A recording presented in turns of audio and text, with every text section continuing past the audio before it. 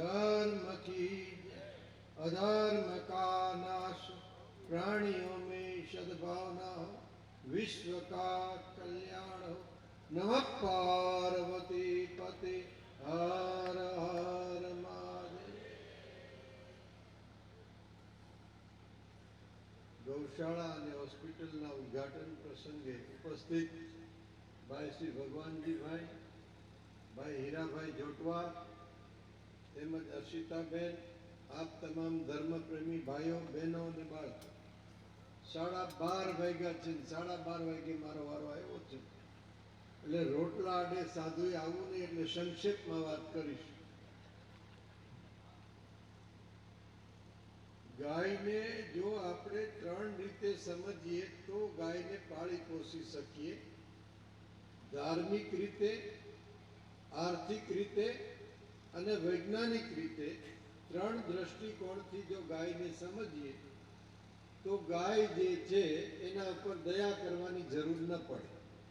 જેમ હીરાભાઈ કીધું એમ કે આપણે એ મૂલ્ય સમજી શકતા હોય તો પૃથ્વીના પડમાંથી સ્વાર્થી મનુષ્ય ગોતી લાવે છે અને ખબર પડે કે આ મારી ઉપયોગિતા છે.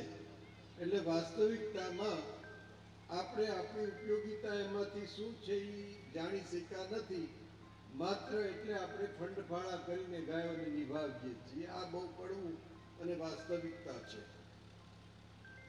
ગાય ભગવાન શ્રી કૃષ્ણએ દોરીને 5,500 વર્ષ પહેલા આપીને એમ કહ્યું કે ગાયનું જતન કરજો. જગતગુરુનું બિરુદ જે ભગવાન શ્રી કૃષ્ણને લાગ્યું એમણે ગાય આપણને સોંપી છે. તો એમાં તથ્ય હોય તો જ આપી હોય. એના 33 કરોડમાં દેવી દેવતાઓનો વાસ છે રોમે રોમે. વૈજ્ઞાનિક દ્રષ્ટિએ જોઈએ તો ગાયનું દૂધ કે એના ગાયના માખણ કે પંચામૃતનો ઉપયોગ જો કરીએ એમાં તો આપણે બુદ્ધિવર્ધક છે. એના જેવી બુદ્ધિ પ્રાપ્ત ન થાય. ગોપાલન બાપુ થઈ ગયા 116 વર્ષ જીવા, ગાયના દૂધ ઉપર રહેતા હતા ને 116 વર્ષ તંદુરસ્ત જીવન જીવા. અનેક દાખલાઓ છે ભારતના સાધુ સમાજમાં. એટલે આપણે ગાયના પંચ દ્રવ્યની જો કિંમત સમજી શકીએ તો આપણને સાચો ખ્યાલ આવે. બીજું, આપણે માતા પિતાના માટે સૂત્રો આપ્યા હતા આપણા ઋષિ મુનિએ. માતૃદેવો ભવ, પિતૃદેવો ભવ, આચાર્ય દેવો ભવ, અતિથિ દેવો ભવ. યુવા પેઢીને ખાસ કહેવાનું છે કે જે સમાજનું કલ્ચર નાશ પામે એ સમાજ નાશ પામી જાય. હું ઇજિપ્ત ગયો તો ત્યાં ઇજિપ્તવાસી કોઈ નથી, બધા ઇસ્લામમાં કન્વર્ટ થઈ ગયા છે. એટલે એ કલ્ચર નાશ પામી ગયું. એટલે બહેનો, તમે લાભ શુભ દરવાજે લખતા હોય તો લખજો, સાથીઓ પૂરતા હોય તો પૂરજો, ગણેશ સ્થાપના કરતા હોય તો કરજો. આપણું કલ્ચર જાળવી રાખજો. અહીંથી જે લોકો આફ્રિકા ગયા, કેન્યા ગયા, એ આંગણામાં લાભ શુભ લખતા હતા. આજની તારીખમાં યુરોપમાં કોઈ હોય અને એ પણ શ્રી લખે એટલે આપણા લોકો સમજી જાય કે આપણા માયલો છે. એને બીજી ઓળખ ન દેવી પડે. આર્મીની કોડ જેવો કોડ આપણો. એટલે આપણી પરંપરા જે છે એને જાળવી રાખજો. આપણી પરંપરા વિજ્ઞાન સાથે સુસંગ છે.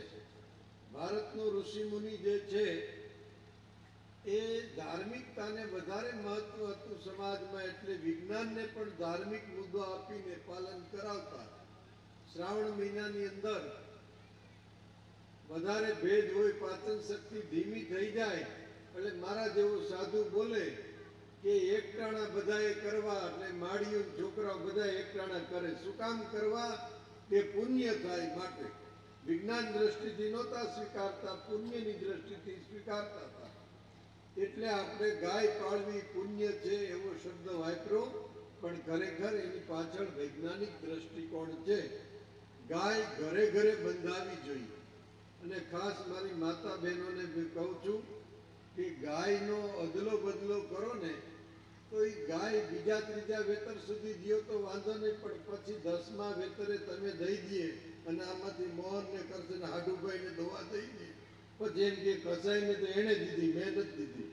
હવે એક બાજુ કંઠી બાંધવી ને એક બાજુ કસાય પણ કરવું, પેલું કસાયપણું આપણું જેમ સમજી લેવું જોઈએ. એટલે કડવા શબ્દમાં છે, પણ આ બંધ કરવું.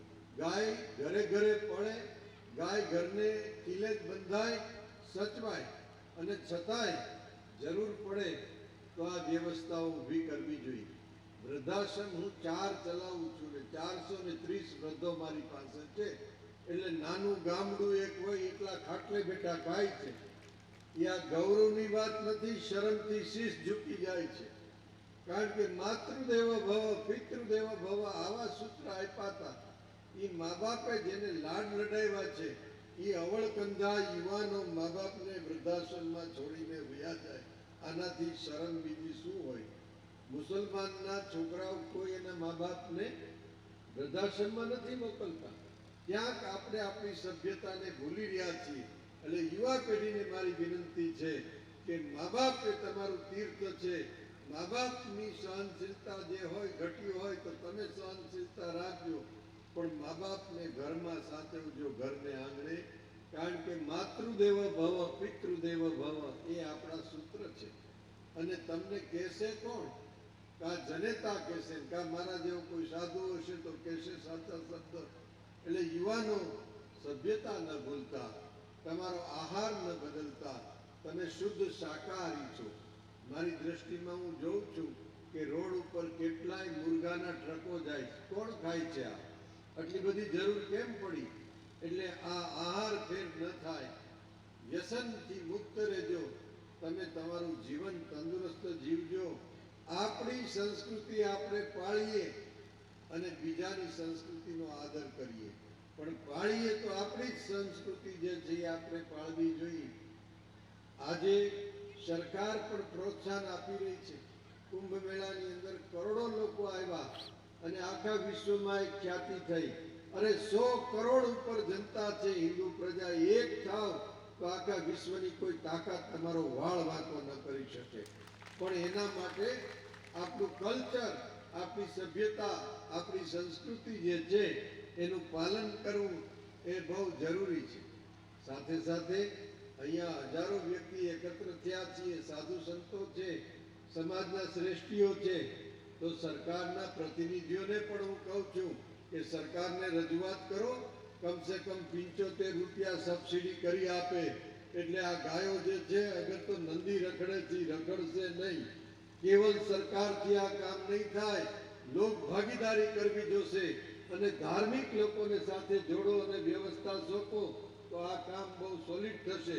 એટલે અમારો અવાજ, આ જનતાનો અવાજ હજારો વ્યક્તિનો સરકાર સુધી પહોંચાડો કે 75 રૂપિયા સબસિડી આ નિર્વિવાદિત છે અને આ અગત્યનું મિશન છે. એટલે ગાય માટે 75 રૂપિયા જેવી રકમ આપે. 100 રૂપિયાનો ખર્ચો થાય છે મિનિમમ, પણ 75 રૂપિયા કરી દઈએ તો લોકો પણ કંઈક અંદર નાખશે અને ગાયો અને નંદી સચવાઈ જશે. ખેતીવાડીમાં બહુ અગત્યની વાત છે. નંદી તો બધાએ છોડી દીધા છે, પણ એની ટ્રેક્ટરથી ટીપણી થઈ જશે, 10 વર્ષ જશે ને એટલે એ ખળા જેવું થઈ જશે, ઉત્પાદન ઘટી જશે. એટલે ખરેખર બળદ વપરાય તો સારું, પણ એમ કહેવત છે કે નવી પેઢીનો વિરોધ જૂની પેઢીએ હંમેશા કર્યો અને વિરોધ ચાલ્યો નથી. એટલે અત્યારે તો પ્રબળ મોજું છે. આમાં મુક્તાનંદનો અવાજ કઈ તીતુડીનો સંભળાય એવું લાગતું નથી. પણ યુવાનો, બળદ જે છે એ સચવાઈ રહે. જ્યારે ખબર પડશે ત્યારે આપણું પશુધન નષ્ટ થઈ ગયું હશે.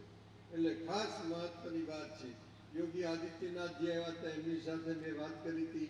ઝારખંડના મુખ્યમંત્રી સાથે મેં વાત કરી હતી અને એ યોગદાન આપવા તત્પર છે. એટલે ખરેખર આપણી માંગ આપણે ચાલુ રાખશું તો મને લાગે છે ગુજરાતમાં પણ 75 રૂપિયા સુધી થઈ જવું જરૂરી છે. પણ રજૂઆત આપણે કરીએ તો નંદી પણ બધા સચવાઈ જશે.